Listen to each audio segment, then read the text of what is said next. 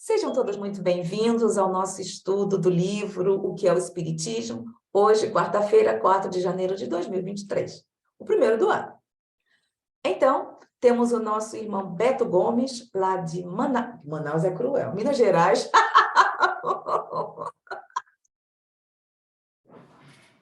Ele estará conosco, nos auxiliando no estudo de hoje. Meu irmão, é conosco.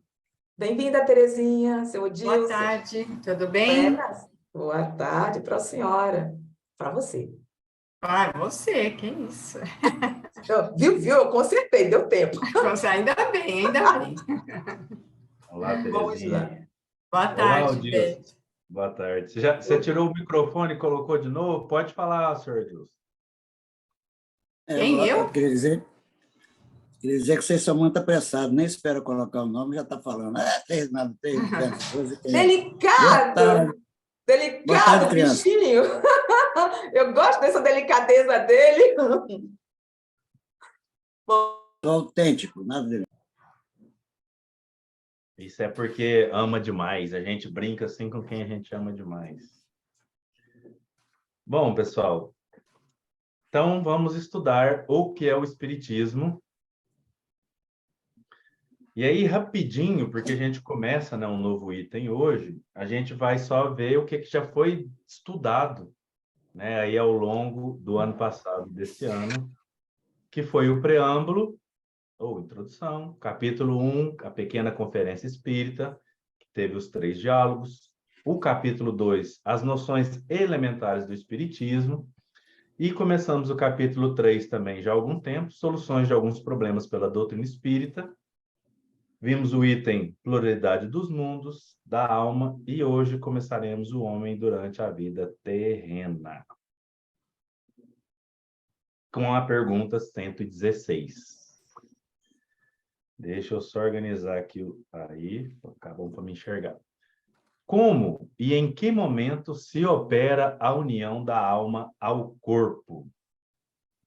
Desde a concepção, o espírito, ainda que errante, está por um cordão fluídico preso ao corpo, com o qual se deve unir. A pergunta é muito interessante, principalmente a resposta. Primeiro, o Kardec pergunta como e em que momento. E eles respondem primeiro em que momento e depois do como.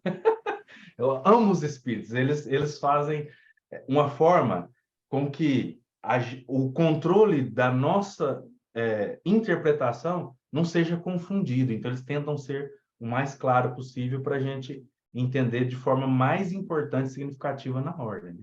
Então, desde a concepção. E aqui talvez exista dúvida, alguém que está aqui ou que vai assistir depois, a concepção é quando o espermatozoide entra no óvulo, quando ele injeta ali aquele ônus, o DNA, e existe essa mistura do que tem dentro do óvulo e dentro do espermatozoide. E aí, logo depois dessa mistura, cria-se o que se chama zigoto, né? E aí depois vai fazendo a multiplicação de células. O que ele está dizendo aqui é que, desde essa concepção, existe ali um espírito que está unido ao corpo em forma desse cordão fluídico. Então, começa assim lentamente. E aí ele continua explicando. Este laço se estreita cada vez mais à medida que o corpo vai se desenvolvendo. Desde esse momento, o espírito sente uma perturbação que cresce sempre ao aproximar-se do nascimento, ocasião em que ela se torna completa. O espírito perde a consciência de si e não recobra as ideias, senão gradualmente, a partir do momento em que a criança começa a respirar. A união, então, é completa e definitiva.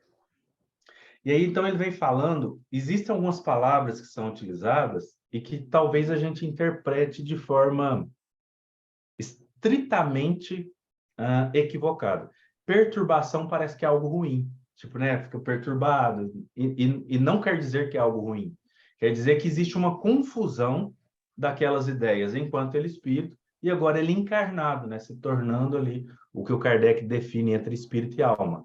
A alma é o espírito encarnado. Então, a perturbação é essa confusão de ideias. Ele vai perdendo aquela capacidade toda aberta que ele tem enquanto desencarnado para, enquanto está encarnado, ser mais limitada. É o que ele chama de perturbação. Então, não é uma perturbação igual a gente entende, não, aquela pessoa está perturbada. Não é nesse sentido, é no sentido de misturar as ideias entre desencarnado e encarnado. E ele diz aqui que ela se torna completa, definitiva, aos poucos na gestação, mas ela se torna completa quando ele, o bebê, né, o feto, nasce, literalmente. Ô, Beto, isso que eu gostaria de entender, essa união completa entre o espírito e o corpo no nascimento. Mas a reencarnação, como se diz, ou pelo menos se dizia, eu não sei agora, é considerada fixa, não sei como se diz o vocábulo, aos 7 anos de idade. Como seria isso?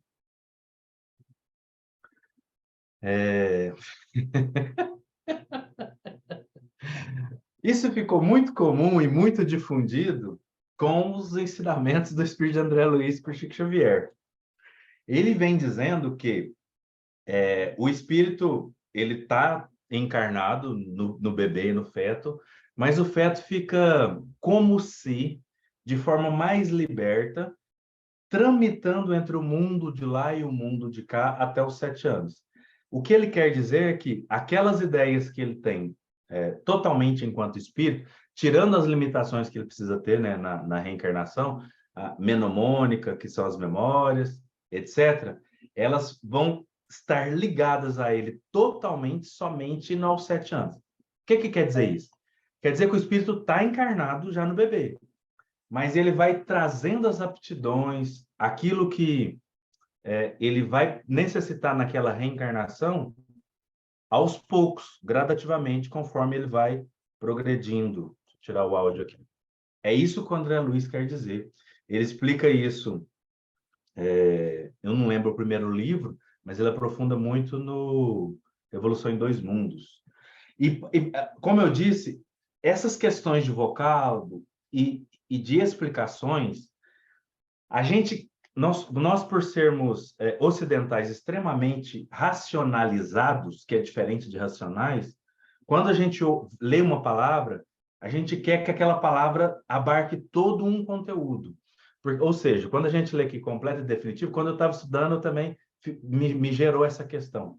A gente pensa que agora o espírito está totalmente apto a estar ali encarnado. Se assim o fosse, ele sairia dali falando e andando com aquelas ideias.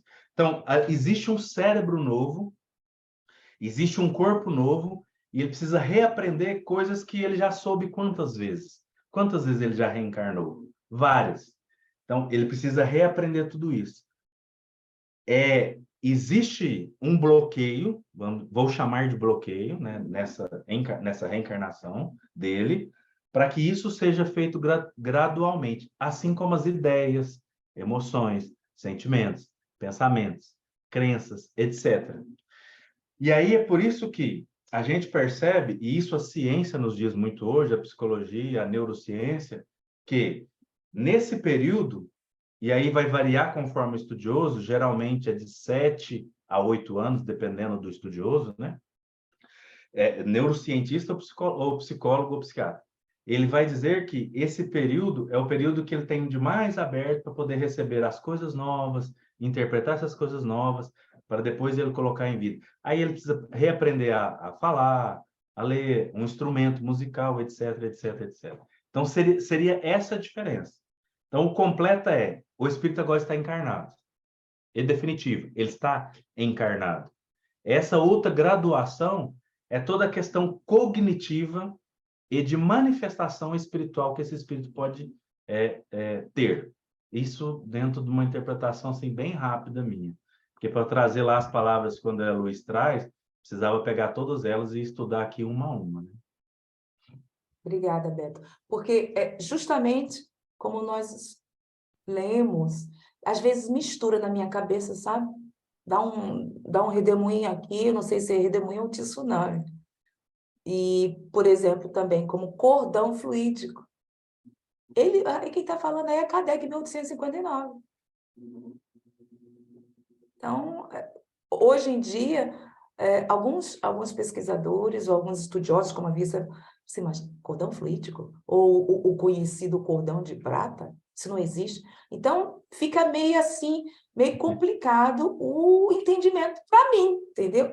Zélia, tá? Sim, sim. O cordão fluídico é uma coisa interessante, né? O Kardec, quando coloca cordão fluídico, a gente percebe que ele usa a palavra fluídico, que na época, nas ciências da época, era muito utilizada a fala, o estudo dos fluidos, né?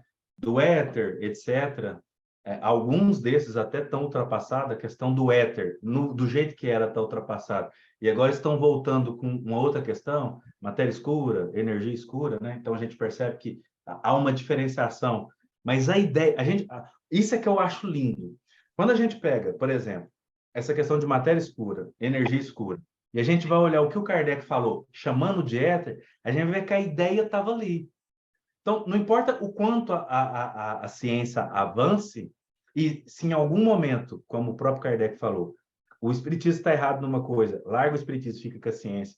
A questão é, quando você olha a ciência com os termos de hoje, e olha o que o Kardec queria dizer, você percebe que tinha uma essência ali. Faltava informações, faltava investigação científica. Aí, voltando para o cordão fluídico. Quando pega em algumas obras, ditas psicografadas, né? Cordão de prata, cordão não sei o que, é uma forma de materializar uma ideia. O que o Kardec traz aqui é a ideia filosófica. Então, tipo, existe um cordão fluídico, filosófica que existe uma forma, existe algo, existe uma substância que está em ligação entre o espírito e o corpo. É isso que ele traz. Aí alguns autores, inclusive espirituais, materializam isso demais para a gente. Ao materializar, a gente vai por caminhos equivocados. Essa é a questão. Porque aí o espírito, ou o médium, ou a pessoa, materializa num livro, aí no outro ele quer aprofundar. Ele mal materializou a ideia num livro, aí no outro, a hora que ele vai aprofundar, aí ele fala um monte de coisa que, quando a gente olha, a gente já sabe que é absurdo. E aí a gente fica confuso. Mas se a gente entender, né, essa parte que o Kardec chama de cordão fluídico, que é uma ligação, seja ela visível ou não a espíritos, seja ela com alguma cor ou não aos espíritos, pronto, a gente já entendeu, isso é importante. Porque aí vem uns espíritos aqui, outro acolá, falar, olha, existem aí seres não tão bons assim, eu estou polindo as palavras que eles usam, não tão bons assim, que podem ver esse cordão de prata, aprisionar você em não sei na onde, e fazer uma separação, ou fazer uma ligação igual ao Avatar nesse cordão de prata, e utilizar o seu corpo. Pronto, aí você já percebe que são absurdos. Mas, infelizmente, a gente ouve por aí. Pega-se uma ideia que o Kardec trouxe e cria-se uma fantasia nela. Isso a gente precisa tomar um cuidado. Falou, opa, até aqui vai, mas isso aqui já está fantasioso demais. Pode até ser que mais para frente se prove isso, mas hoje está inconcebível pensar isso, de acordo com outras ideias que o Kardec traz. Por exemplo, o nosso corpo é nosso. É nosso. Ninguém vai chegar a tomar e viver por nós, até que se prove o contrário. Então, esses são os cuidados que a gente precisa ter. Então, existe, sim, uma energia, eu vou chamar de algo semimaterial. Tudo que não for material, vou chamar de semimaterial, porque é o que ele chama de perispírito, né? Que se a gente poderia falar, existe um cordão perispirítico. Pode ser, mudar a palavra. Né? São palavras. Existe algo que nos ligue lá, fazendo com que a gente vibra em diferentes...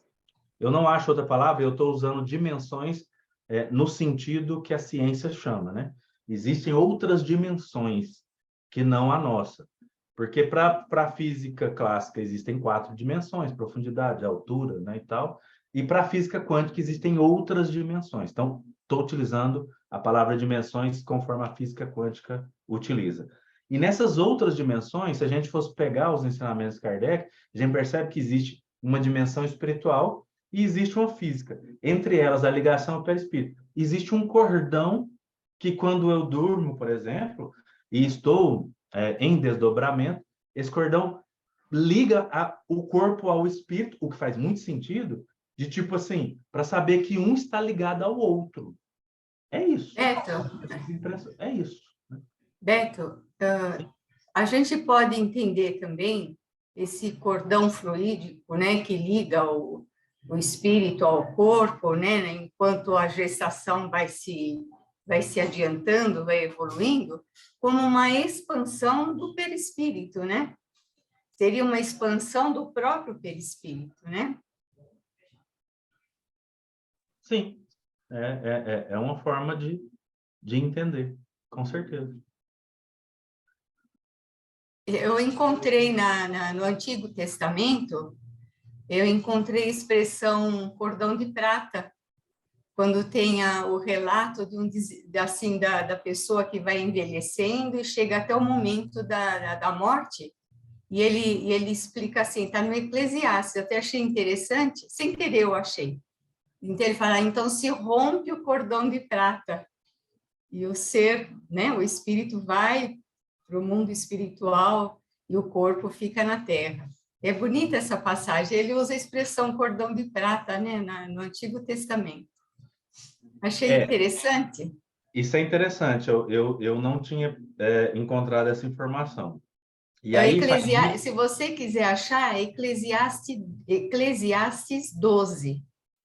É bem... Isso é muito interessante, por quê? Porque no Antigo Testamento, cheio de simbolismo, o que simbolizava Deus como rei e riqueza era o ouro. Então, prata seria abaixo, né? Então, a gente já percebe que dentro desse simbolismo, vem demonstrar que, tipo, nós somos semelhantes, mas não somos iguais a Deus. E provavelmente essa, Eclesiastes é atribuída a Salomão, provavelmente essa é a ideia que Salomão trouxe. Aí, é o que eu disse, né? Aí vem um espírito e materializa isso literalmente. E aí a gente fica confuso. Esse sempre é o risco, né? Eu vou anotar aqui para olhar. Obrigado. É um texto, viu, Beto? É um texto bastante, assim, uma linguagem bastante simbólica, falando do envelhecimento e da morte.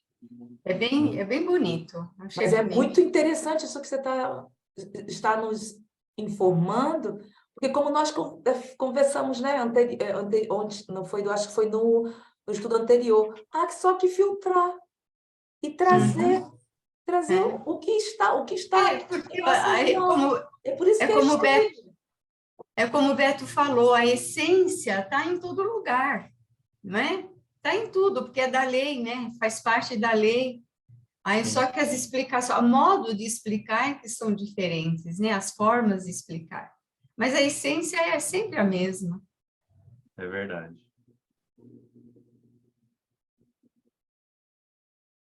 Aí a gente trouxe aqui só uma figura só para ficar diferente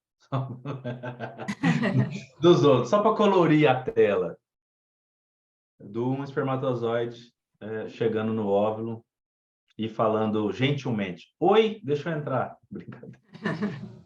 Tornar leve o estudo. 117. Qual o estado intelectual da alma da criança no momento de nascer? A gente viu lá da concepção até nascer. Aí a pergunta do Kardec é bem pertinente, né? Seu estado intelectual e moral é o que tinha antes da união ao corpo. Isto é, a alma possui todas as ideias anteriormente adquiridas, mas em razão da perturbação que acompanha a mudança de estado, suas ideias se acham momentaneamente em estado latente. Elas se vão esclarecendo aos poucos, mas não se podem manifestar senão proporcionalmente ao desenvolvimento dos órgãos. Então, o ser encarna com toda a bagagem espiritual, moral e intelectual que ele já tinha anteriormente. Em razão dessa eu gosto muito de uma figura de linguagem que um amigo trouxe uma vez, que era: o cérebro é novinho, fresquinho, como é que vai abarcar toda aquela ideia milenar que tinha, né? Nem seria possível isso, a não ser que por missão, etc, etc, etc. Né? A gente vê aí algumas exceções por aí. Mas a maioria das pessoas comuns, dada o nosso grau de evolução, faz sentido que seja assim, né? Vem aquela ideia turva, confusa, já não sabe o que é realidade, o que não é. É isso. Aí fica essa confusão. Mas tudo está aqui guardado, digamos assim, em estado latente ali, preparado para manifestar no momento oportuno, se necessário, né? Até que esses órgãos se desenvolvam. Alguém quer comentar alguma coisa? É porque os órgãos da criança precisam ir se desenvolvendo, né? Vão amadurecendo, se completando a sua formação, para aquele espírito poder se manifestar através daquele corpo, né? Principalmente o cérebro, né? Então, há todo esse processo, por isso que fala dos 7, 8 anos, né? É esse processo de desenvolvimento dos órgãos também, né? Aí, para ela poder começar a manifestar suas ideias, o espírito poder manifestar seus pensamentos, suas ideias, né? E o que é interessante é que depois a gente vai ver, né? Quando chega na adolescência, que realmente, né? O espírito tem a capacidade, a possibilidade de se mostrar como ele é realmente, né? Na adolescência. É muito curioso isso. Aí vem aquele, vamos chamar de conflito entre aquilo que ele aprendeu agora com aquilo que ele traz, né? Realmente. 118. Qual a origem das ideias inatas, das disposições precoces, das aptidões instintivas para uma arte ou ciência, a abstração feita da instrução?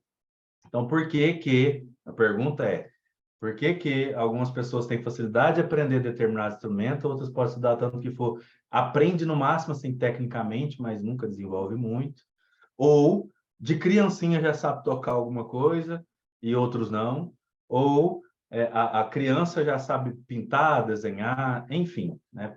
Ou tem uma facilidade muito grande em alguma área. Estava vendo por curiosidade, acho que ontem, até saiu um documentário recente, né? O famoso cineasta Steven Spielberg, com 4, 5, 6, 8, 9 anos, ele só falava em filmar e via filme em tudo quanto é lugar. E tal. Então, já trouxe aquela capacidade de trazer para uma tela aquilo que todo mundo olhava e via comum, ele já via de forma diferente. Então, isso já veio com ele.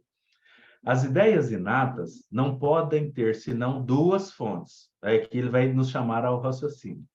A criação das almas mais perfeitas umas que as outras, no caso de serem criadas ao mesmo tempo que o corpo, ou um progresso por elas adquirido anteriormente à encarnação. Sendo a primeira hipótese incompatível com a justiça de Deus, só fica de pé a segunda. As ideias inatas são resultado dos conhecimentos adquiridos nas existências anteriores.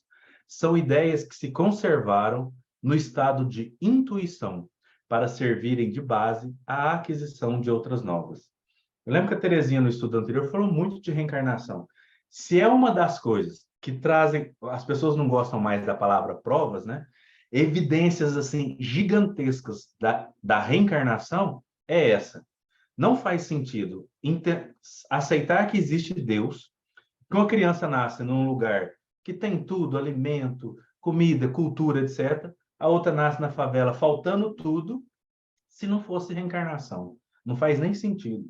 Que algumas pessoas, né, algumas crianças nascem, já sabem tocar piano, violino, não sei o quê, sabem entender, compreender as coisas assim, de forma clara, e outra nasce com limitações, com dificuldade, às vezes limitações físicas, cognitivas, intelectuais, etc.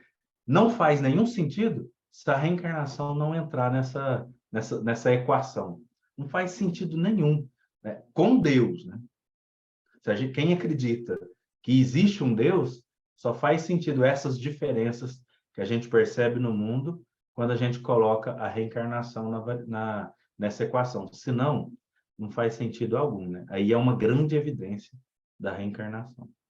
Roberto, eu acho interessante que esse livro é de 1859 e o Kardec vai desenvolvendo sobre essas ideias inatas que havíamos comentado anteriormente. No livro dos Espíritos, tem no item ideias inatas sobre o que ele justamente explicou de uma forma mais específica. agora no 118. E, inclusive, divide em duas partes, a 208 e a 208A. No que se refere, como havíamos comentado, eu estava me preparando para o estudo, eu falei, mas tá uma repetição. E eu estou tentando, como havíamos conversado também, entender Kardec. Mas, bom, se ele trazer o pensamento dele para hoje em dia, para me entender. Então, foi aí que ele conversando, ele explicando na 200, peraí, que eu... na 218 e a 218A, e depois eu fui procurar, queria saber, entender mais ainda, lá onde surgiu, da onde surgiu. Me surpreendeu, foi o que o de Descartes, René Descartes, que ele, tendo vivido... Eu posso compartilhar? Eu até deixei de compartilhar. Ó, tá antenado. Estamos antenados, meu irmão. Deixa eu ver lá. Eu gosto muito de estudar. Às vezes não fica, né? Mas que eu vou buscar. Tá percebendo aí? Estão vendo? Eu não Sim, sei se vocês estão vendo. sim. Então, o Descartes, veja, gente, ele nasceu em 31 de março de 1596. Desencarnou em 1650. Físico, matemático, filósofo racional. Que nós sabemos que Kardec veio para Yverdon, que teve contato com Pestalozzi, e depois foi desenvolvendo a sua concepção que adquiriu. Aí ele falou, o Descartes, ele não entendia muito bem sobre essas ideias inatas. Olha o que ele diz. Deixa eu botar aqui.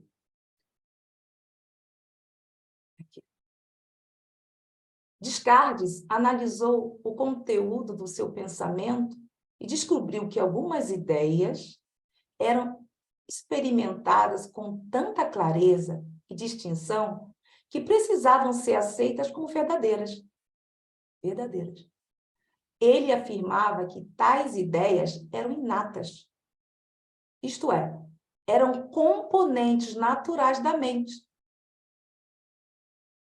Ele observou que, mesmo sendo um ser imperfeito, veja só, ele se considerando um ser imperfeito, ele ainda nutria ideias que eram perfeitas. Algo perfeito que não poderia vir de algo imperfeito. Por isso, Descartes concluiu que ele não poderia ter sido o autor de tais ideias. Ele disse: a única hipótese que me restava era que esta ideia era colocada em minha mente por uma natureza realmente mais perfeita do que eu, que tinha todas as perfeições que eu podia imaginar, e que era, em uma palavra, Deus. E ele é muito conhecido por isso que ele deixou aqui. Logito ergo sum. Penso, logo existo. Então, trazer isso para a parte que nós estamos aqui estudando, ele analisou o Deus nas suas próprias ideias e considerando-se imperfeito, Beto. É interessante. O que você acha desse pensamento do Descartes na época? Veja só, 1596, que foi desenvolvido pelos filósofos racionais da época. Kardec trouxe isso como ideias inatas, aí nem vamos entrar em Sócrates, em outras coisas. E aqui vemos de onde surgiu, porque pensamos que tudo, às vezes, eu digo por mim, não, foi tudo Kardec. Agora eu estou estudando gradualmente, não, peraí, agora sim, dá para entender e a buscar na história, no passado, para entendermos o presente. E aí, Beto? Desculpa aí, viu? A gente, não, perfeito, excelente contribuição. A gente você ainda está compartilhando a tela. Tá. A gente tem um hábito, creio que não muito saudável, de achar que, tipo assim, quem traz uma revelação, traz tudo, né? E não existe isso, existe um espírito de sequência em tudo que existe, né? A gente percebe que o Kardec traz a doutrina espírita como uma terceira revelação. Então, óbvio que ele utiliza de uma primeira e uma segunda, e uma ciência que estava em crescimento há alguns séculos, né? Ele não trouxe nada do nada. E ele tenta ali trazer, dentro de todos esses conceitos, palavras, ideias, que vão abarcar principalmente aqueles que não creem, que foi o que a Terezinha trouxe muito no último estudo. Então, a gente vai percebendo que esse espírito de sequência traz uma lógica dentro daquilo que faz muito sentido ao ser, né? Essa conclusão aí do Descartes de não é meu, é natural. Se é perfeito, é Deus, é algo maravilhoso. Que a gente percebe que o Kardec coloca porque faz muito sentido, é extremamente lógico. Aqui, a gente percebe que quando a gente estuda um tema, a gente aqui em termos de facilitador, exposição, palestra e tal, você estuda um tema, traz ali um monte de coisa. De repente, quando você vai expor, quanto mais aberto você está, mais novas ideias aparecem, você fica, caramba, eu nunca tinha pensado nisso. Isso não é da gente, a gente sabe que não. Depois, com o tempo, a gente foi entendendo isso. E a gente acha, durante algum tempo, dentro do movimento espírita, creio que de forma equivocada, achava-se que isso acontecia só dentro do movimento espírita. Gente, Deus é Deus em todo quanto é lugar, ué. Acontece com o marceneiro, carpinteiro, pedreiro, acontece com todo mundo isso. A pessoa está ali com um problema, a resolução surge de forma intuitiva e ele acha que foi dentro da intelectualidade dele. Mas não, é algo inato, que ele traz de outras existências e vem também através dessa que a gente chama de Deus. O que eu percebo que o Kardec traz de diferente da ideia do Descartes, é que o Descartes atribui tudo a Deus, né? É que ele traz que é um resultado de várias experiências, de várias reencarnações. Essa é a diferença. O que faz muito sentido, né? Em termos de aptidão, faz muito sentido, né? Muito E mais ele sentido. não tinha, no caso, essa comunicabilidade com o mundo espiritual que o Kardec tinha, aliás, foi gradual, como nós estamos aqui estudando, foi gradual, foi apenas preparado o caminho, que é supernatural, gente. Por quê? Imagine, como disse mesmo Kardec, se o espiritismo tivesse chegado, o Descartes teve que sair da França e ir para a Suécia, porque senão ele ia ser assassinado. Foi na época quando ele conseguiu, ele entendeu sobre Galileu Galilei, ele soube disso, porque tinha ideias, entre aspas, revolucionárias. Ele teve que sair do seu próprio país.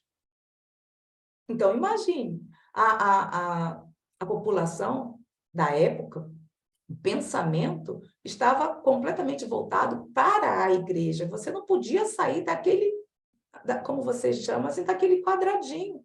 Por que não? Era como se diz, contra esses pensamentos. E quantos foram assassinados? Quantos médiuns ou médiuns, né? Foram queimados por causa dessas concepções? E o espiritismo chegou no momento certo. Foi gradual. Isso que é interessante no estudo, estamos trocando essa ideia. Mas eu acho que o senhor Dilson queria falar alguma coisa. Queria saber se eu posso ler aqui no discurso do método dele, o primeiro ponto, posso ler? Entendi.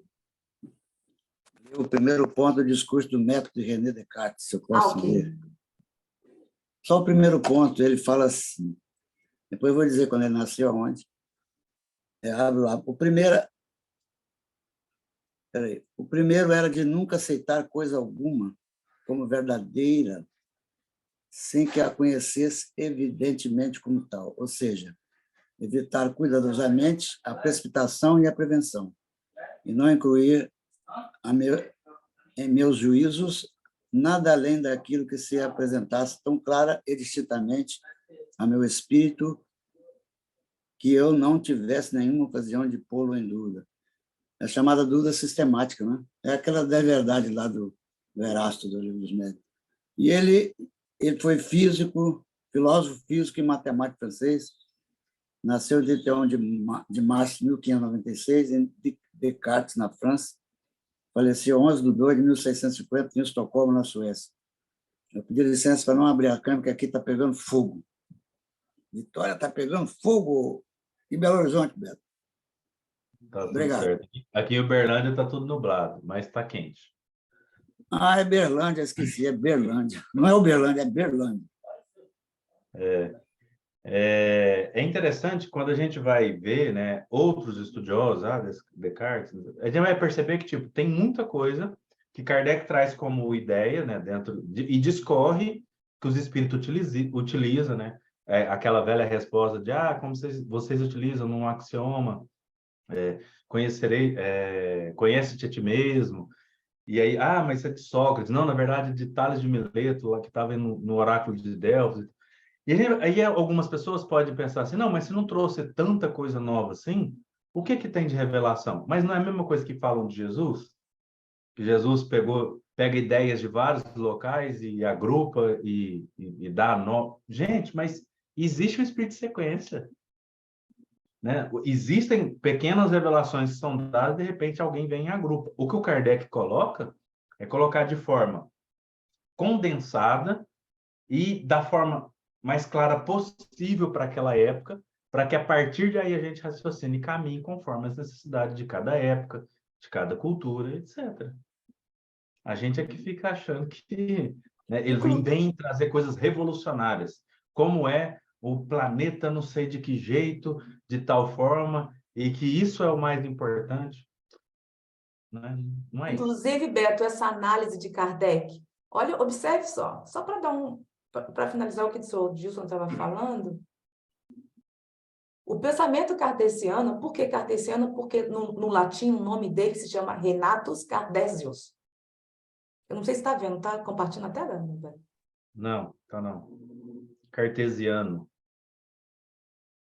Desculpa, gente. Tá não. E agora? Tá indo, foi. Pronto. Aí, aqui está, então, as obras dele, como foi falado. E no outro site de filosofia e pedagogia, é um site específico de filosofia. Ele tem falando assim, o pensamento cartesiano começa duvidando de todos os conhecimentos, pois nem a opinião tradicional, observe só, da sociedade, nem os testemunhos dos sentidos são necessariamente verdadeiros. Nessas condições, como adquirir o conhecimento? O chamado método cartesiano baseia-se na dedução pura, partindo das verdades básicas e autoevidentes, a partir dos quais o filósofo pudesse chegar às suas conclusões específicas. Olha aí. Descartes interpretou sua capacidade de duvidar, inclusive de sua própria existência, como uma prova de que pensava e que, portanto, existia. Assim, Descartes estabeleceu com verdade, além da dúvida, de que ele existia e era um ser pensante. Essa ideia costuma ser representada pela frase latina cogito ergo sum, penso, logo existo. Eu achei muito interessante sobre essa parte da dedução que ele faz, que o Kardec nos chama, para não ficar só nos baseando pelo que uma ideia, não, vamos procurar a verdade, utilizar o bom senso. E isso aí foi em 1596. Como nós estamos conversando, é gradual. Obrigada. É gradual mesmo. Zélia, foi ele que falou isso aí, o rito ergo sum? Sim. Só, né? Foi? Só para tirar a dúvida. Sim, aqui está. No livro dele. Aliás, um dos livros. Muito bom. Cogito, né? Em espanhol é corrito. (119) Como se podem revelar gênios nas classes da sociedade inteiramente privadas de cultura intelectual? Como que a gente percebe que existem pessoas que fazem tudo aquilo que ele fala anteriormente, nas artes, na ciência, etc., sendo que às vezes é uma cultura privada da intelectualidade. Geralmente ele está aqui perguntando assim, não, mas lá naquelas tribos, às vezes tem pessoas assim, então, né? Essa é a pergunta de forma polida dele. É um fato que prova serem as ideias inatas, independentes do meio em que o homem foi educado. O ambiente e a educação desenvolvem as ideias inatas, mas não podem dá-las. O homem de gênio é a encarnação de um espírito adiantado que muito houvera já progredido. A educação pode fornecer a instrução que falta, mas não o gênio quando este não exista. A gente percebe isso no nosso dia a dia.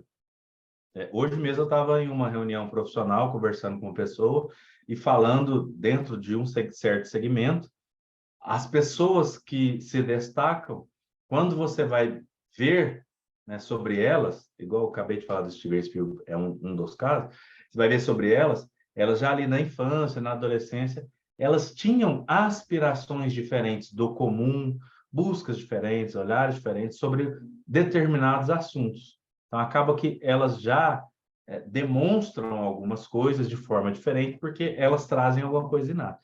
No entanto, o ambiente e a educação desenvolve-se ideias inatas. Nós temos habilidade, todas essas habilidades latentes, e a gente vai desenvolver aquelas que a gente melhor trabalhar nelas.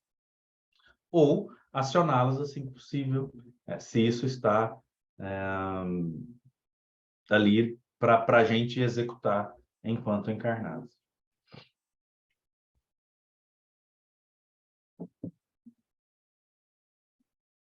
Alguém quer comentar ou continua? Não, só que essa coisa do homem de gênio, eu queria entender por que ele utiliza o homem de gênio. E está na Gênesis, ele explica bem direitinho no capítulo 1, no item 5, que é a natureza da revelação espírita, para quem quiser fazer um estudo posterior, tá?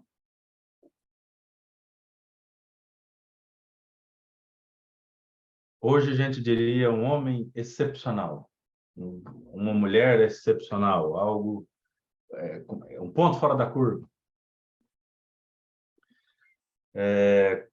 Pergunta 120. Por que encontramos crianças instintivamente boas em um meio perverso, apesar dos maus exemplos que colhem, ao passo que outras são instintivamente viciosas em um meio bom, apesar dos bons conselhos que recebem?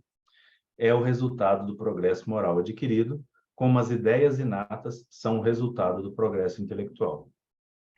É muito interessante a pergunta e ela dá margem para algumas pessoas fundamentalistas no movimento espírita achar que é regra, né?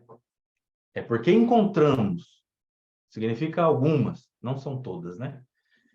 Por que eu estou falando disso? É porque algumas pessoas acham que, tipo assim, essa pessoa reencarnou em tal lugar, ela tem que passar aquilo lá, pronto, acabou, ninguém tem que fazer nada. E aí é que está... Beto, repite, por favor. Repita, eu não entendi, foi rápido. A gente tem o hábito de, às vezes, acreditar que se uma pessoa reencarnou em um determinado meio, ela tem que passar por aquilo lá sempre e ela só depende dela para sair daquilo e pronto, acabou. Que é a missão dela, que é a prova dela, que é a expiação dela, passar por aquilo ali. Eu estou falando de o que a gente chama de injustiças sociais, né? A gente não fazer nada para auxiliar. Existem pessoas que acreditam fielmente. Se a pessoa nasceu na favela, pobre, ela tem que passar por aquilo, pronto, acabou, e ela só vai sair se ela quiser, que ela não precisaria de ajuda. É isso que eu estou comentando, que existem pessoas no movimento espírita que acreditam nisso. E já no próprio Livro dos Espíritos, eu não vou lembrar a pergunta de cabeça, fala que a gente está aqui para ajudar uns aos outros, né? Para auxiliar uns aos outros. No Evangelho segundo o Espiritismo, bom, na maioria, né? Fala. É para perceber que algumas crianças, realmente, independente da educação que recebem, né, vão para se elevam, né? Evolui no sentido de vida, né? De viver encarnado, e outras não.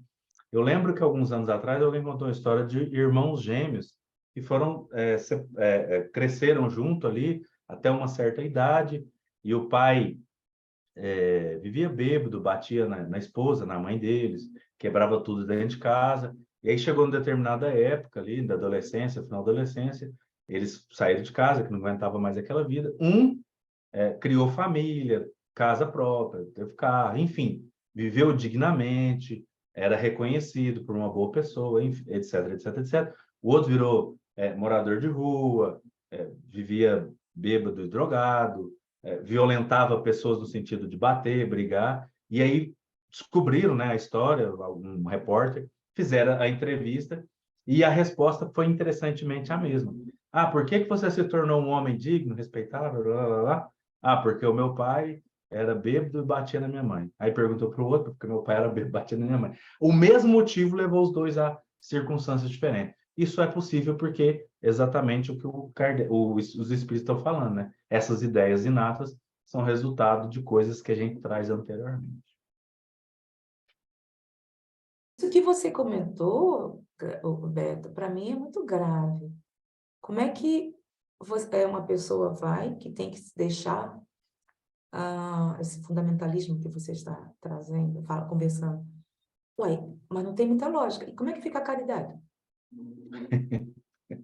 Se nós aprendemos justamente sobre a caridade, sobre a fraternidade, sobre as leis naturais, sobre o progresso dentro da própria doutrina espírita. Então, se um espírita traz isso e que se deixa, para mim é meio complicado entender, porque vai de acordo com o que eu estou aprendendo e aí eu não entendo muito bem isso que menciona, que está sendo mencionado aí no estudo com as pessoas que você está estudando, eu não sei.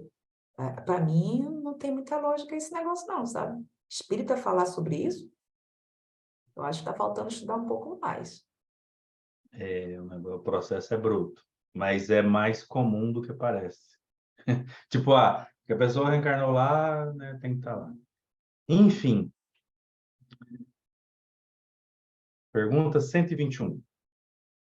Por que de dois filhos do mesmo pai, educados nas mesmas condições, um é às vezes inteligente, o outro estúpido, um bom, o outro mau?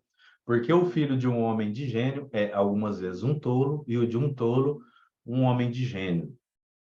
É um fato que vem em abono da origem das ideias inatas. Prova, além disso, que a alma do filho não procede de sorte alguma da dos pais. Se assim não fosse, em virtude do axioma que a parte é da mesma natureza que o todo, os pais transmitiriam aos filhos as suas qualidades e defeitos próprios, como lhes transmitem o princípio das qualidades corporais. Na geração, somente o corpo procede do corpo, mas as almas são independentes uma das outras. Ele vem falar que, tipo, isso é mais uma coisa que evidencia, que comprova a origem das ideias inatas, né? Mas algo que traz mais veracidade para isso. Porque a gente percebe que o pai e a mãe, apesar de gerar ali um corpo e dar uma educação, eles não trazem tudo, né? Não dão tudo. Seria até impossível, inclusive, dar tudo. E essa é a prova de que existem ali, além da criação, do ambiente, da cultura, etc., ideias inatas, etc, etc. E a gente também vê, né? Aqui. A gente também percebe, puxa vida, não quero aceitar. Desculpa, daqui a pouco para. A gente também observa na família, né, Beto? Na família, nos filhos.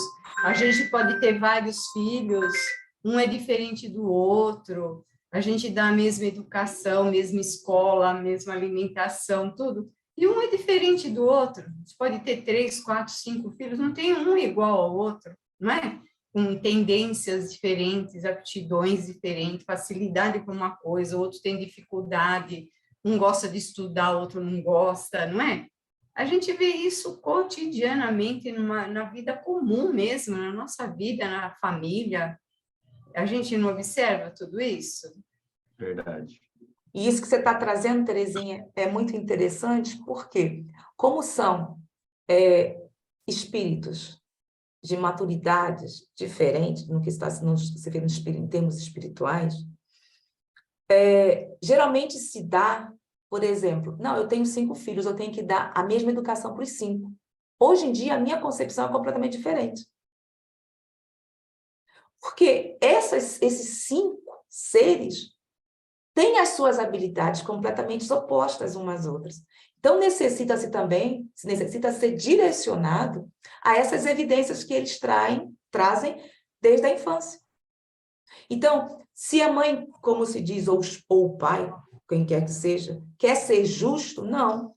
Eu não posso dar Na minha época não tinha. Gente, pelo amor de Deus, eu tenho 58, tá? Eu sou da época que não se tinha inglês nas escolas. E, por exemplo, eu não podia participar de curso de inglês, porque naquela época eu não tinha condições de pagar. Então, eu era a única aluna que era afastada da escola, ou seja, porque era uma escola particular naquela época. Então, tenho por que eu estou trazendo isso? Porque é grave.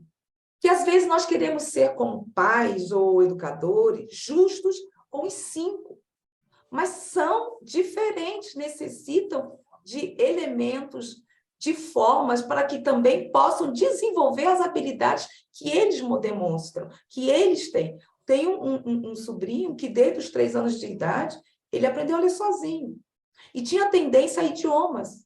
Ele começava a falar. Então, eu comentei até na nossa família, seria bom que ele desenvolvesse essa habilidade que ele tem com idiomas. Aí foi dito não, porque se ele tem que dar para os 3, eu não tenho condições. E isso se perdeu com o passar do tempo. Vocês estão entendendo? Então, o que nós pensamos dentro da própria família, na própria instituição família, que é justo, pode prejudicar o desenvolvimento até intelectual do ser. Era isso, porque... De fato, mas quando eu falo assim que a mesma educação cresceu ali junto, as mesmas influências, o mesmo meio familiar, né? Recebeu aqueles exemplos, nesse sentido que eu estou falando. É lógico que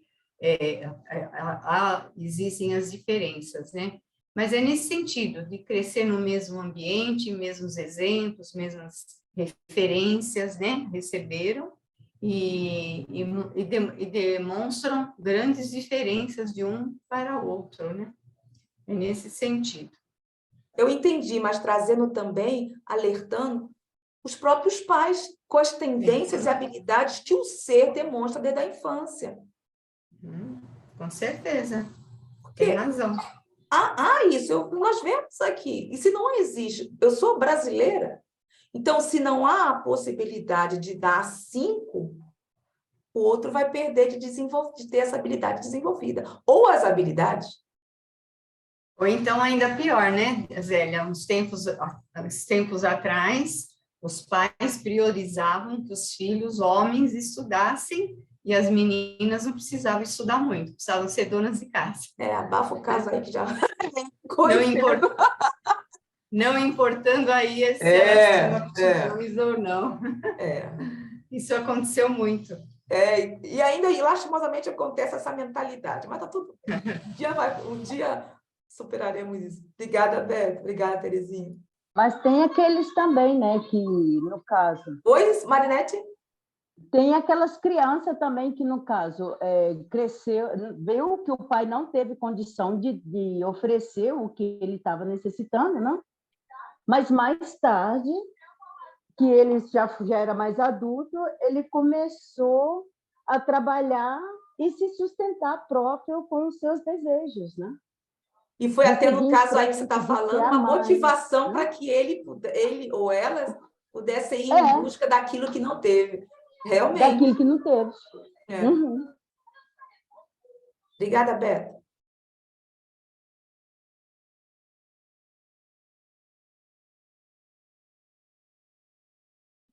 A faixa começou a sumir sozinha aqui. do volume. Estou com vontade própria. Pergunta 122. Se as almas são independentes umas das outras, de onde veio o amor dos pais pelos filhos e o destes por aqueles? O Kardec ele é insistente, né? A gente já percebeu isso. Pergunta uma coisa, vai por um caminho, ele vai por outro, fazer o máximo de perguntas possível. Os espíritos se ligam por simpatia, e o nascimento em tal ou tal família não é um efeito do acaso, mas depende muitas vezes da escolha feita pelo espírito. Vamos guardar a informação muitas vezes, não é sempre. E vem juntar-se àqueles a quem amou no mundo espiritual ou em suas precedentes existências. Por outro lado, os pais têm por missão ajudar o progresso dos espíritos que encarnam como seus filhos. E para excitá-los a isso, Deus lhe inspira uma afeição mútua. Muitos, porém, faltam a essa missão, sendo por isso punidos. Então, a gente sabe que muitas pessoas acabam se aproximando, estando junto, por simpatia. Isso pode ser devido a questões e existências anteriores, ou como eu coloco assim, né? Por outro lado, tem pais que têm missão de ajudar no progresso. Esses dias eu vi um amigo comentando, e ele falou assim, existem pais que estão ali, né? Que eles são equilibrados, buscam espiritualidade, buscam harmonização, buscam tranquilidade na sua vida, buscam crescer, etc. Aí o espírito precisa encarnar e ele é rebelde. Aí existe uma outra família que é rebelde também, difícil e tal. Se a espiritualidade puder escolher, se Deus puder escolher, esse espírito vai para qual família? Naturalmente, comumente, vai para aquela que é harmonizada, para ensinar, para acolher, etc. Então, é natural de que pais harmonizados, tranquilos, serenos, tenham filhos rebeldes. A gente é que acha assim, nossa, mas esse não é filho do fulano? Esse não é filho da ciclana? A gente tem um olhar, às vezes, limitado para isso. É natural que, apesar de toda a educação e cuidado com o filho ou filha, eles venham a ir por caminhos diferentes dos pais. É natural que isso aconteça também.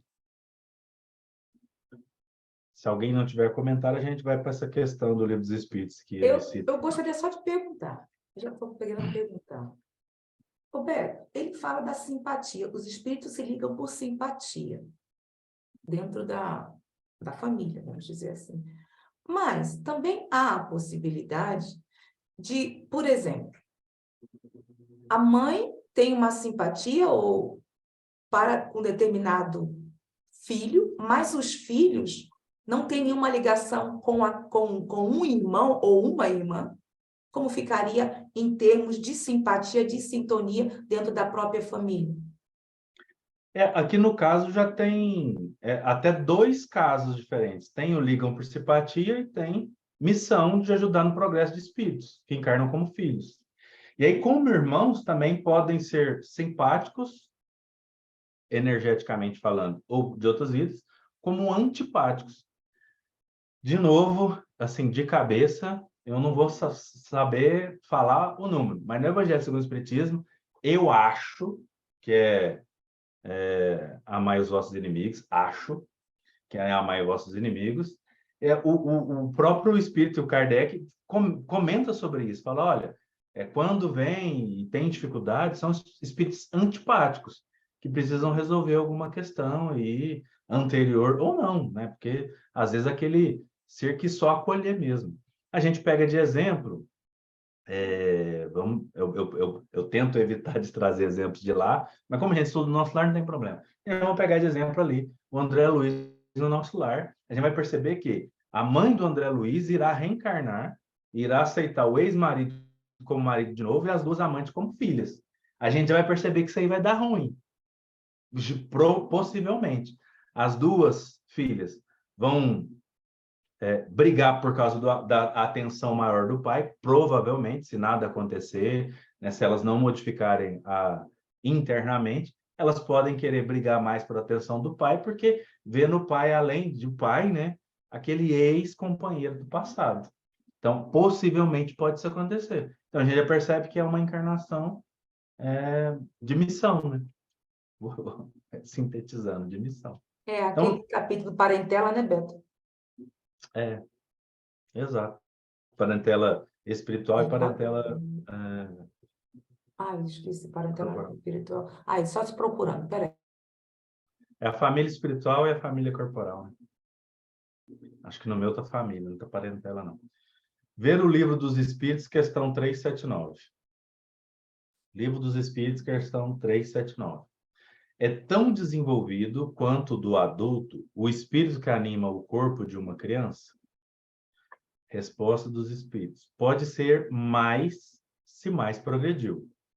Apenas a imperfeição dos órgãos infantis o impede de se manifestar, obra de conformidade com o instrumento de que se dispõe.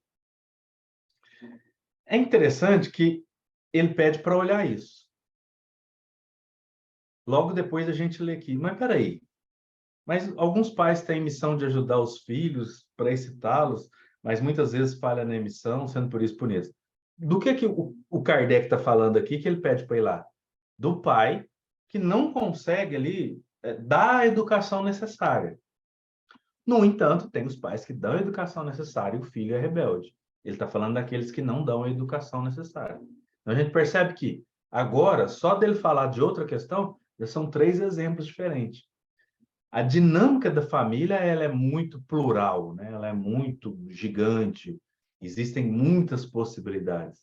Então, não existe uma regra de que só encarna por simpatia, só por antipatia, são inimigos do passado, são amigos. A gente é que começou a crer que era só existiam uma forma, ou 2 formas, ou 3 formas. Não, as possibilidades são infinitas. E, principalmente, o que a gente acaba esquecendo é do livre-arbítrio. Mesmo que seja simpatia de outra época, em algum momento eu posso achar que não quero conviver, não quero, enfim, né? O meu livre-arbítrio me autoriza a deixar para lá, apesar da gente ter uma simpatia um pelo outro. Todo mundo pesquisando. Por que há maus pais e maus filhos? Acaba que ele está querendo aprofundar ainda mais nessa questão, e eu acho que vai responder a Zélia. São os espíritos que não se ligaram na mesma família por simpatia, mas com o fim de servir de instrumentos de provas uns aos outros, e muitas vezes para a punição do que foram em existência anterior. A um é dado um mau filho, porque também ele foi. A outro um mau pai, pelo mesmo motivo, a fim de que sofram a pena de talião. E aí tem ver Revista Espírita, setembro de 1861, a pena de talião. É um texto enorme, a gente até deixou aqui separado, se der tempo a gente vai olhar. Mas primeiro vamos olhar aqui. Então, existem espíritos que se ligam por simpatia e outros por antipatia, por ser instrumentos de provas uns aos outros, instrumentos para que, numa determinada área que está sendo necessária apreender, compreender, a pessoa tem essa oportunidade. É mais ou menos assim, quando a gente ora e fala assim, Senhor, me dá paciência. Deus não vai pegar uma injeção fluídica de paciência e colocar no nosso cérebro, né? Ele vai colocar pessoas e circunstâncias ao nosso redor que vão desenvolver a paciência. É isso. É exatamente isso. E quando Kardec traz aqui a palavra punição do que foram em existência anterior, a palavra punição nesse sentido é o efeito da causa anterior, da lei. Então, num momento eu faço alguma coisa, foram tentadas algumas alternativas, eu não consigo entender e compreender, então eu vou sentir, entre aspas, na pele, como é ser daquele jeito. Vamos pegar um exemplo bem básico, simples e direto. Se eu sou racista, um branco racista, em uma existência, eu venho como negro na outra para sentir na pele o que é ter o racismo em mim, a circunstância, quando as pessoas ao meu redor são racistas. É isso. Então, não é uma punição. Olha, veja como é. Aprenda com essa experiência. Cresça com essa experiência. Agora que você tem experiência, o que você vai fazer com ela? É isso. Prova e expiação, em resumo, é isso. Para a gente aprender. Pena de Talião, ele vai explicar dentro de uma temática lá dentro da Revista Espírita, mas lá no Antigo Testamento era a chamada olho por olho, dente por dente, mas isso não é o resumo da pena de Talião, nem no Antigo Testamento.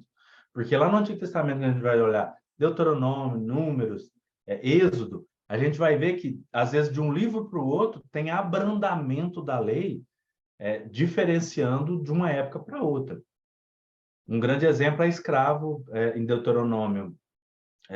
Tem uma certa circunstância, em Êxodo tem uma aliviada, uma diminuída, continua escravo, mas uma diminuída em outra ocasião. Então, a gente vai perceber que já ali já havia um progresso desse olhar. Mas aí o Kardec vai, dentro da Revista Espírita, discorrer melhor acerca disso. Se der tempo da gente ler. Que não é pequeno, não. Beto, está no capítulo 14º, honra o teu pai e a tua mãe, e tem o 8º, parentesco corporal e espiritual. Neste aqui, está dizendo parentesco, nenhum outro tinha parentela. Vai depender do tradutor. Esse é o Herculano, certo? Dá para tirar, para quem quiser. Porque é muito interessante também, até para os próprios pais lerem, se quiserem ler. No caso aí, Marinete, que a gente conversa tanto sobre a atualidade, sobre a educação. É interessante. Obrigada. De nada. A gente vai entrar na Revista Espírita, o texto é grande, não vai dar tempo de acabar, ou deixa para quem for dar o próximo estudo?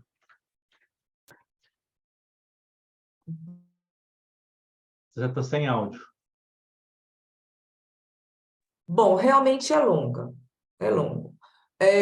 Se você vai passar para o 123, aí teremos que retornar e continuar. Ou então pararmos por aqui. Podemos iniciar na Revista Espírita. E a pessoa continuar. O que você acha? Pode ser.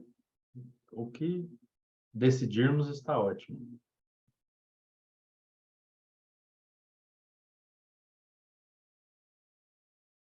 Revista Espírita, setembro de 1861, está com a mensagem, está em setembro de 1861, mas aqui está Sociedade, 9 de agosto de 1861, foi quando a mensagem aconteceu, mas ela está em setembro. Conversas familiares de além-túmulo, a pena de Talião. Médium, Sr. Dumbbell. Um correspondente da sociedade lhe transmite a nota seguinte. O senhor Antônio Berto, de meus parentes, escritor de mérito, é porque eu chamo Antônio Roberto, né? Para quem não sabe, por isso que eu fiz a brincadeira.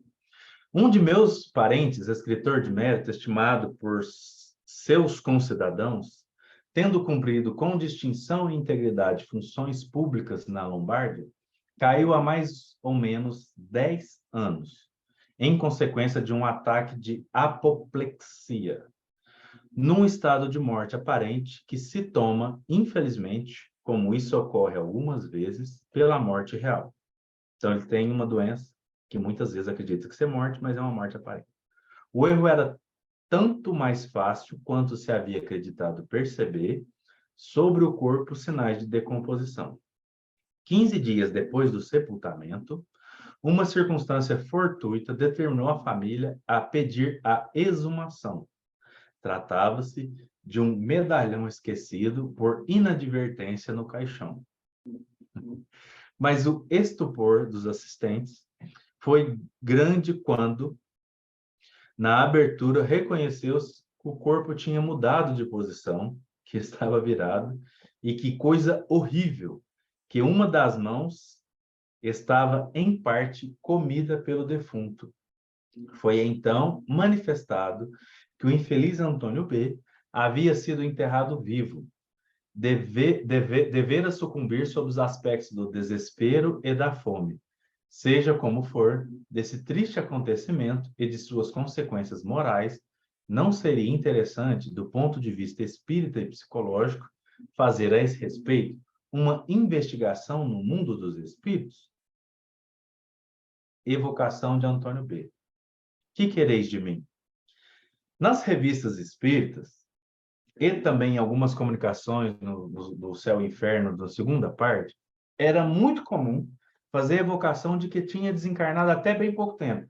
Suicidou algumas horas, alguns dias, alguns anos, alguns séculos. Morreu disso algumas horas, alguns dias, alguns séculos. Era comum eles fazerem essas experiências. Algumas anotadas aqui, outras vão para livros. Na revista espírita era muito comum ter isso.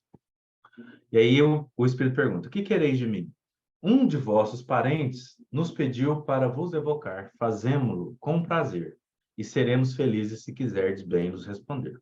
Sim, eu quero bem vos responder. Lembrai-vos das circunstâncias de vossa morte? Resposta. Certamente sim. Eu as lembro, porque despertar essa lembrança de castigo? É certo que foste enterrado vivo por engano? Resposta. Isso deveria ser assim, porque a morte aparente teve todos os caracteres de uma morte real. Eu estava quase exangue. Não se deve imputar a ninguém um fato previsto desde antes do meu nascimento. Primeiro ele fala assim, para que você quer me lembrar? E depois ele traz o ensinamento de que era para ser assim. Se essas perguntas são de natureza a vos causar pena, é preciso cessá-las? Resposta, não, continuai. Acho muito interessante a dinâmica, né? Porque a gente pensa assim, desencarnou, fica totalmente diferente. Não, tá igualzinho a gente aqui, ó. A gente às vezes dá uma reclamadinha, mas não, é melhor continuar. É isso que comentamos muito nos estudos.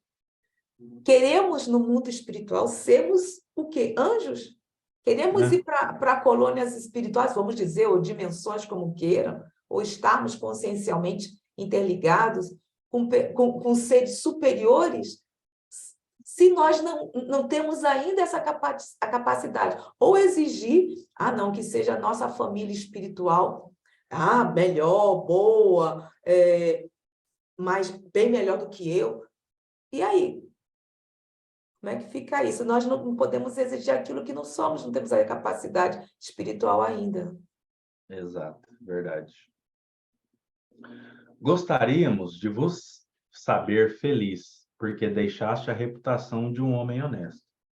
Resposta, eu vos agradeço muito. Sei que orareis por mim.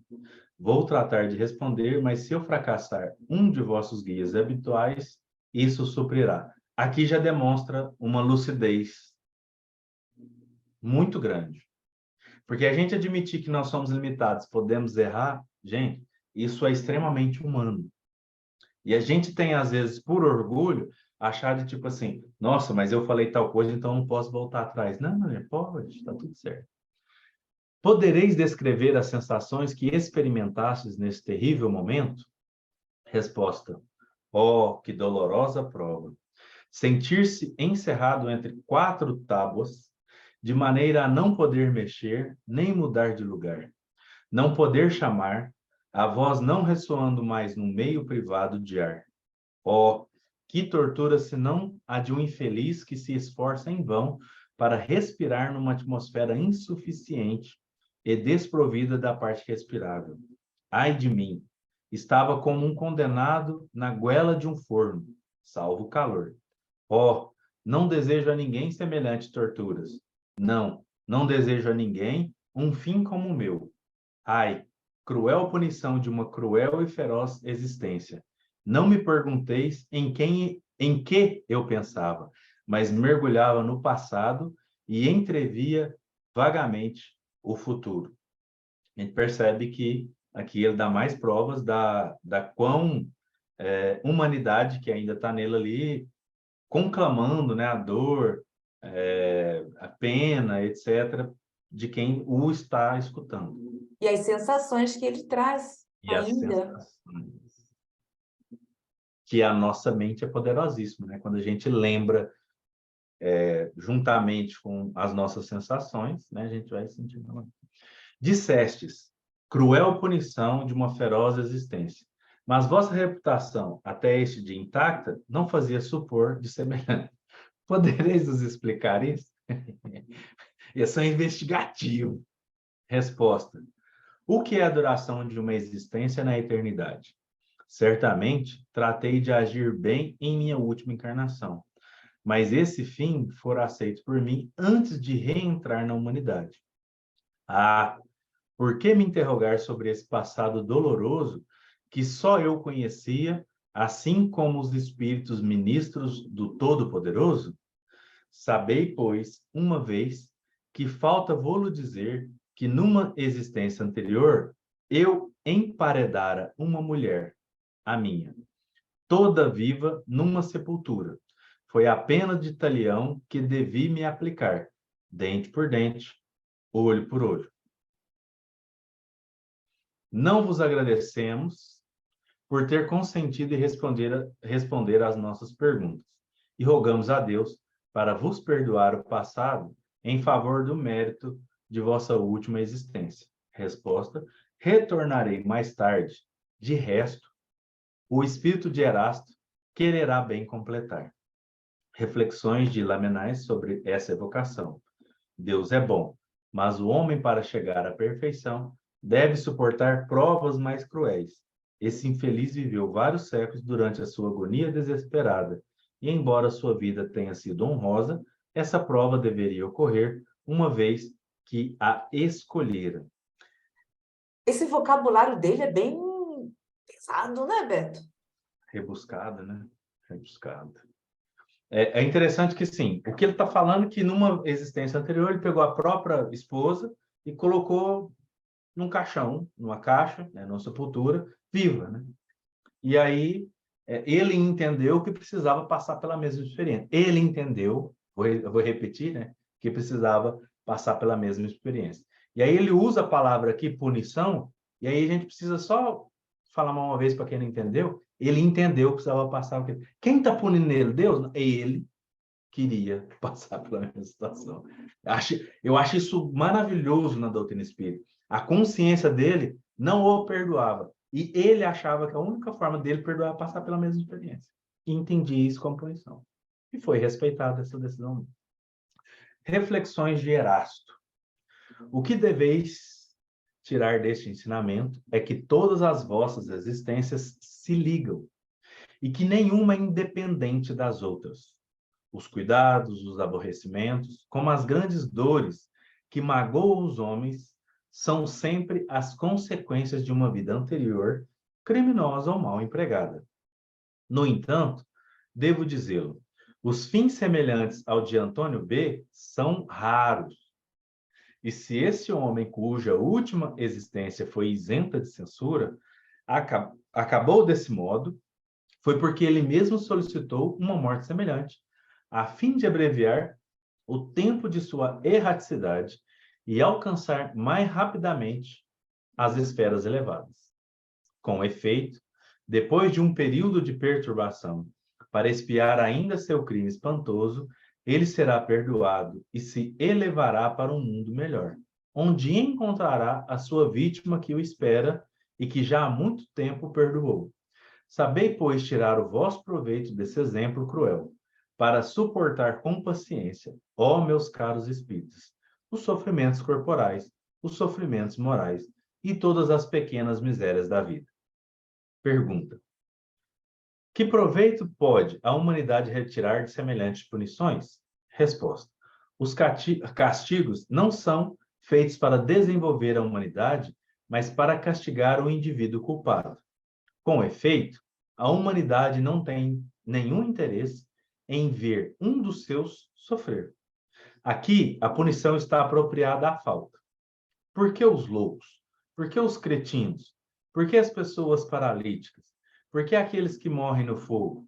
Por que aqueles que vivem anos nas torturas de uma longa agonia, não podendo nem viver, nem morrer? Crede-me, respeitar a vontade soberana e não procurei sondar as razões dos decretos providenciais. Sabei-o, Deus é justo e faz bem o que faz. Erasto.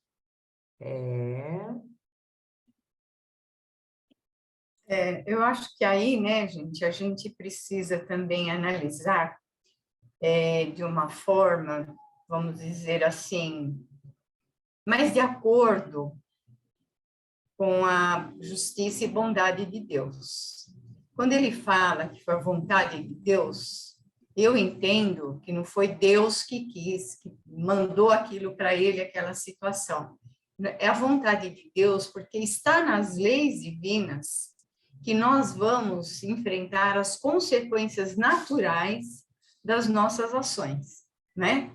Porque Kardec fala muito em consequências naturais. Então, a gente escolhe, a gente decide tudo, mas depois a gente tem que enfrentar as consequências naturais das nossas ações. E não é Deus que manda isso. Então, a gente fala que é vontade de Deus porque isso está nas leis que ele criou. Esse mecanismo está nas leis que ele criou, né? Porque essa coisa, né, de punição, que Deus puniu, essa linguagem para nós, a gente precisa ir modificando, não é? Não está de acordo, não está... Você vê, o Erasto, ele é um espírito maravilhoso, tem ensinamentos fantásticos dele, mas às vezes ele entra numa linguagem, né? E não é a primeira vez que a gente vê isso, uma linguagem muito ali católica, muito católica, não é? Então a gente precisa, eu acho, é o meu modo de entender, que a gente precisa atualizar esse conceito, né? Não a essência do ensinamento, mas o conceito. Deus não castiga, Deus não manda nada para nós, nem de coisa ruim, nem de coisa boa. Ele criou, é a forma que eu entendo, gente, eu estou colocando aqui. Ele criou as leis de uma forma que nós vamos agindo e criando situações, criando consequências que nós temos que enfrentar, e essas consequências estão aí não para nos fazer sofrer, mas para nos ensinar a mudarmos o rumo da nossa vida. É assim que eu entendo a lei de Deus. Eu entendo dessa forma, eu sinto dessa forma, né? Agora, essa linguagem do Erasto, eu achei pesada. No final, eu achei bem pesada, né? De punição, de castigo, de, né, vontade de Deus. Eu acredito que a única vontade de Deus, né? Eu até brinco, eu falo que Deus tem um projeto para nós, e que o projeto de Deus para nós é que nós sejamos um dia espíritos perfeitos e felizes. Essa é a vontade de Deus para nós, né? Aí ele criou as leis de uma forma que nós é que temos que conquistar isso. Nós é que temos, agindo, reagindo, errando, acertando. Quando erra, vem a consequência natural, vamos aprender com a consequência natural, e assim vai. Escolhas de provas para apressar o processo, eu entendo dessa forma. Agora, eu achei a linguagem do Erasto aí, no final, muito pesada. Eu não sei o que vocês acham, gente. Eu, quando estava lendo, para mim foi muito agressivo. Para mim, porque tem concepções aqui, quando entra pessoas no estudo, que está nessa parte do espiritismo, catolicismo, porque eu conheço, utiliza justamente certas mensagens, certos livros da psicografia, dizendo, não, mas já que vocês falam de punições, vocês falam de castigos, vocês estão falando de recompensas. Para quem não entende, para quem não estuda, fica um pouco confuso com um texto como esse, realmente bem denso. Uhum. Porque o espírito, ele está muito apegado ao ponto dele mesmo ter que sentir ser enterrado vivo. O interessante que ele fala, está aqui, deixa eu ver. Foi por tê-lo solicitado ele próprio, com o fito de abreviar a sua erraticidade e atingir mais rápido as esferas superiores. Mas, assim, esferas superiores, é a consciência dele. Por quê? A consciência dele que não dava tréguas para ele, mesmo que ele já, né, a pessoa, a vítima já tinha superado, mas ele não se perdoava. ele não se perdoava, né?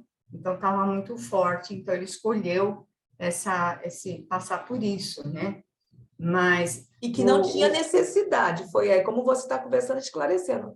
Foi ele, a sua Foi ele. consciência cristalizada, que queria passar, sentir isso. Bueno, fazer o quê, né? Escolha dele. Eu não sei se escolher isso, não. Sim, sim. Mas eu quero trazer uma coisa aqui para a gente refletir. Por favor, Beto. Livro A Gênese, Uhum. item 20, capítulo 2, esse aqui já é o da FEAL. A providência divina. A providência é a solicitude de Deus para com todas as criaturas. Deus está por toda parte, tudo a ver, tudo preside, mesmo as pequenas coisas, e é nisso que consiste sua ação providencial. Como Deus, tão grande, tão poderoso, tão superior a tudo, pode imiscuir-se em detalhes ínfimos, preocupar-se com os menores atos e pensamentos de cada indivíduo? Essa é a pergunta que a incredulidade se faz a si mesma, de onde ela conclui que, admitindo a existência de Deus, sua ação só será... faixinha, me ajuda. Sua ação só deva se fazer sobre as leis gerais do universo, que este funciona por toda a eternidade em virtude dessas leis, as quais cada criatura acha-se submetida em sua esfera de atividade, sem que seja necessário o concurso incessante da providência. Em seu estado atual de inferioridade, os homens dificilmente compreendem um Deus infinito, porque, sendo eles mesmos restritos e ilimitados, só o entendem restrito e limitado como eles. Representam como um ser circunscrito e fazem dele uma imagem semelhante a si próprios. Os quadros que o pintam com traços humanos só contribuem para manter esse erro do espírito dos povos que nele adoram mais a forma do que o pensamento. Para muita gente, ele é um soberano poderoso, sentado em um trono inacessível, perdido na imensidão dos céus, e por terem suas faculdades e percepções limitadas, não compreendem que Deus possa ou se digna intervir diretamente nas pequenas coisas.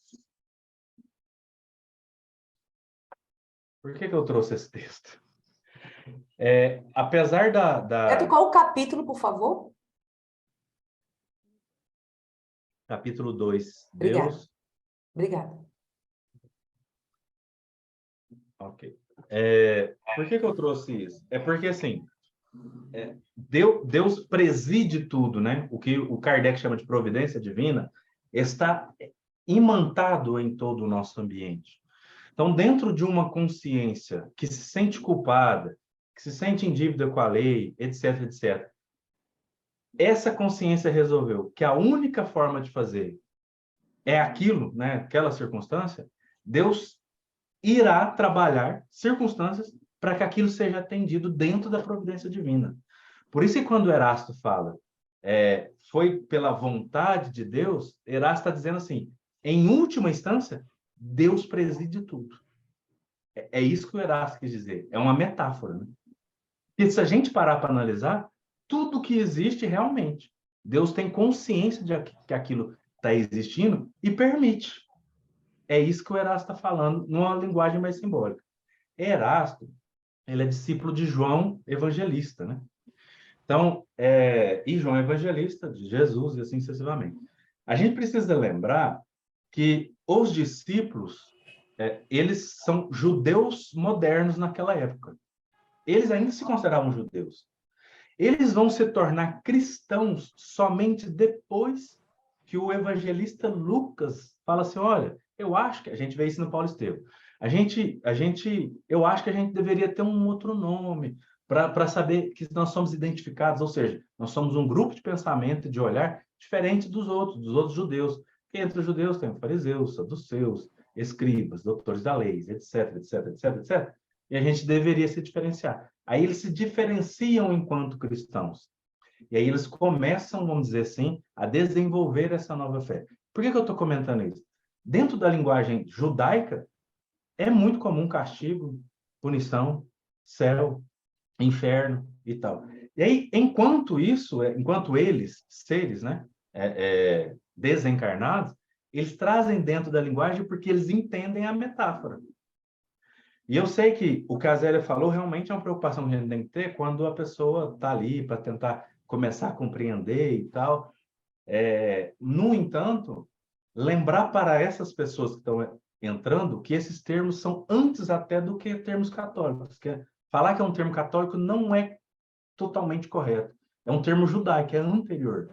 E entender que Jesus, quando traz um certo entendimento, ele dá outras interpretações para essas palavras, mas ele continua utilizando elas, porque era a utilização. Aí, quando a gente reinterpreta a palavra, aí faz sentido.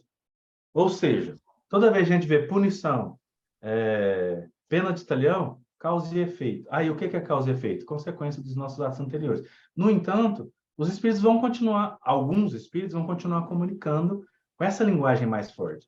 Na casa que eu frequento, tem um espírito que se manifesta bastante, que agora eu esqueci o nome dele, manifesta bastante, mas esqueci o nome dele. Que ele é nordestino e chega batendo palma, ele tem uma linguagem rígida o tempo todo, dura, mas extremamente amorosa. É perceptível o amor na palavra, na fala, mas as palavras são duras. O que eu estou querendo dizer quando a gente lê no texto, a gente lê com as nossas emoções. Então, quando a gente lê com a emoção, a gente lê punição. Mas agora tenta pensar o Erasto, com todo o coração que ele tinha, falando assim, Deus permitiu essas punições para que ele se elevasse a esferas superiores. É diferente. Tem amorosidade na fala. E eu acho que essa sensibilidade a gente precisa desenvolver para ler as obras de Kardec com mais leveza e tirar essa dureza dessas outras pessoas. Porque eu sei que a gente está preocupado com essas pessoas duras, que não somos nós. Mas existem pessoas que interpretam literalmente, elas sim, a gente precisa de ter uma atenção e um cuidado, né? Um calor amoroso para com elas, para que a gente possa amolecer esses corações.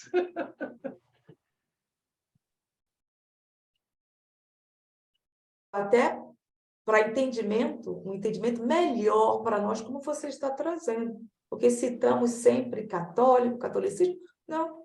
E no próprio estudo, quando nós fazemos, está aqui, no início do Evangelho segundo o Espiritismo. Existe um processo de evolução religioso que seria interessante da gente lembrar, e eu vou ser bem breve nele aqui. Vem esses judeus, aí vem esses, eu vou chamar de judeus modernos, que é esse pessoal que vai se tornando cristão.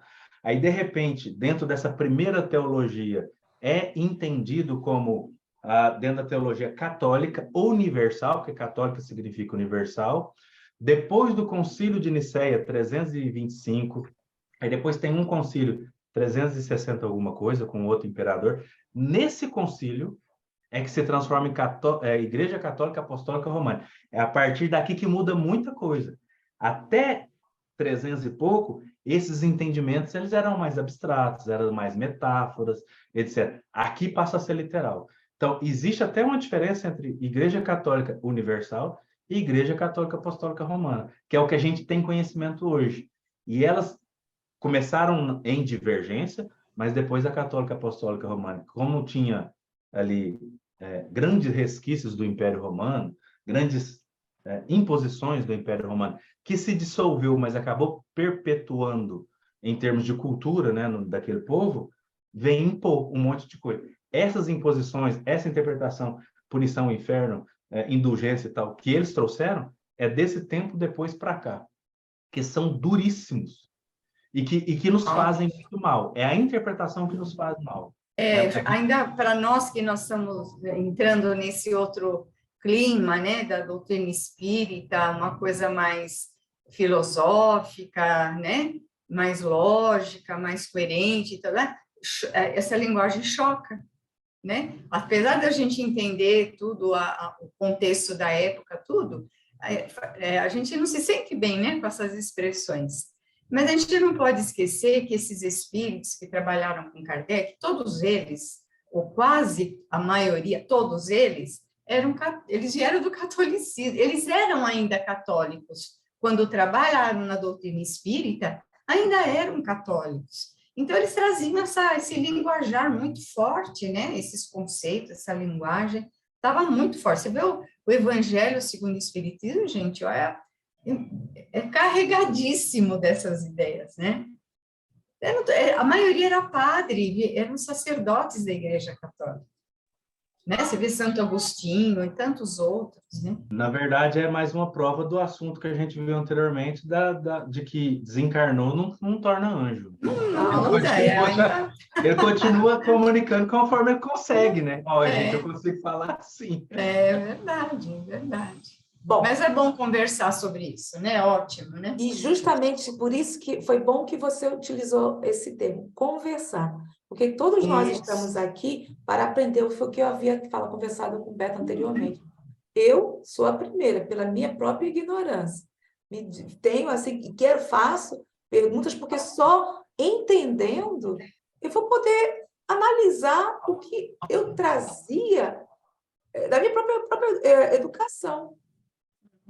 E só realmente conversando, analisando, sendo sinceros e procurando justamente, gradualmente, utilizar, aprender um pouquinho a humildade. E a troca de ideias só enriquece a todos, né, Zélia? Um aprende com o outro, um traz um aspecto, o outro traz outro aspecto, e a gente vai...